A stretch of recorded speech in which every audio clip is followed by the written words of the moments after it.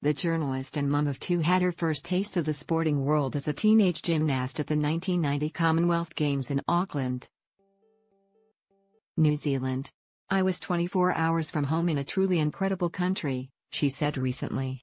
"I adored my sport and I was really inspired by other athletes like Tessa Sanderson and Steffi Graf. 28 years on and the games haven't changed. But Gabby has.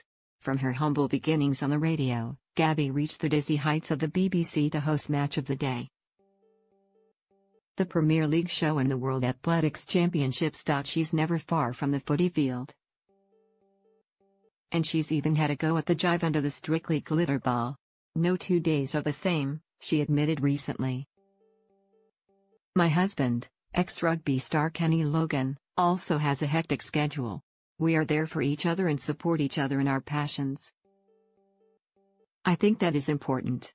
The Gold Coast 2018 Commonwealth Games kicks off on Wednesday and Gabby will bring us the action. Live from the considerably chillier BBC Sport HQ in Salford. She's our go-to for all things track and field, joined by Claire Balding, Jason Mohammed and sporting legends like Paula Radcliffe and Jessica Ennis-Hill. Here Gabby, 44, chats to TV Life about her hopes for the home nations. "How much have the games changed since 1990 when you competed? There have been a couple of new sports added, like rugby sevens, but it's got the same countries involved and it moves around the Commonwealth. It's very similar really because Britain divides up into England, Wales, Scotland and Northern Ireland and athletes compete for their home nations. I don't know what the numbers are, but it was quite big then and it's still important now. Who have you got your eye on from our home nations?" Katarina Johnson-Thompson. She will be competing for England in the heptathlon. Sadly, middle-distance athlete Laura Muir won't be running because she's doing her veterinary studies. "It's a shame because she would have been a real favorite. Watch out for Ailey Doyle, another Scottish athlete who got a medal in the World Indoor Championships. I just saw Andrew Posey win gold for England in the hurdles at the World Indoor Championships. So he'll be one to watch out for." "Who do you think is the biggest threat to our teams?" "Jamaica's very strong in the sprinting events in Kenya in middle distance. The home nations will be looking to challenge Australia at netball, which they are incredibly successful at. In gymnastics, England is very dominant, but Canada is strong too. There's great rivalry between England, Wales, and Scotland, who normally compete together in the Velodrome. They'll be challenged by Canada and Australia.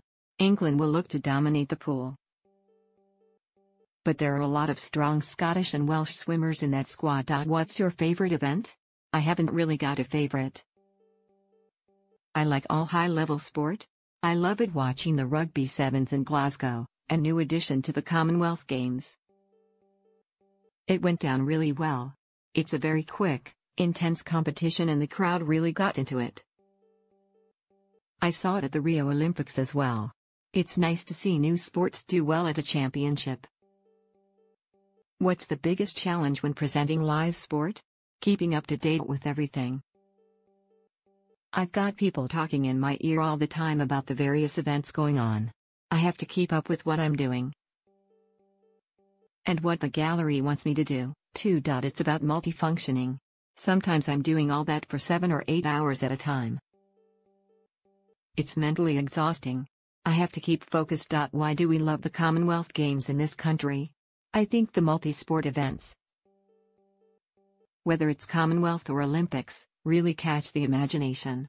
As we see in the Six Nations rugby, people like it when the home nations have a rivalry. It's fun but intense, too. Put a British athlete in their England, Welsh, Scottish or Northern Irish shirt and there's a different energy." "What's the best sporting moment you've seen in your career?" "It's been a long career and I've seen lots of great things.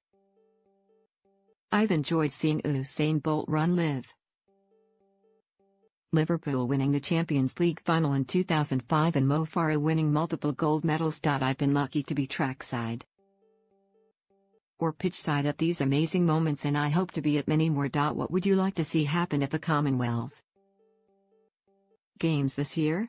I would like to see Katarina Johnson-Thompson get gold in Birmingham this year. She's got the European Championships to compete in this summer. If she could win all 3 events, including the Commonwealth Games, that would be a massive confidence booster going into the World Championships next year. Do you get used to traveling around the world? I guess I must do. I've been doing it for so long. Traveling is part of the job and it is what it is. What's been your favorite place so far? I don't really have a favorite place. It's not a holiday. When I'm there, I spend 18 hours a day working. I'm not there in a tourist capacity at all. I remember the events, not the places. I was speaking to the Liverpool manager the other day and we reminisced about the Football World Cup in Germany. That was an amazing event to be part of. Are you a competitive person? Yes. I push myself to be better at what I do. I want to do my job well. Do you have a sporting idol? It always seems to be the person I've most recently interviewed. I had a fantastic time exploring behind the scenes at Liverpool recently. Jurgen Klopp was every bit as charismatic as I thought he'd be. I met a guy called Luvo Manyonga, a South African long jumper. He was a drug addict and placed in foster care as a child and became world Olympic champion. To have worked with someone like Usain Bolt is very special. We won't have someone else like him in our lifetime. In terms of athletics, who inspires you?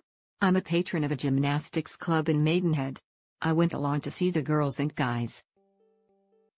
I love meeting coaches who work in grassroots sport and young athletes who are trying to be the best that they can be. It's just as inspiring and rewarding to see as the top names that we know. Gabby hosts the BBC Commonwealth Games from April 4th. 2018, BBC Channels.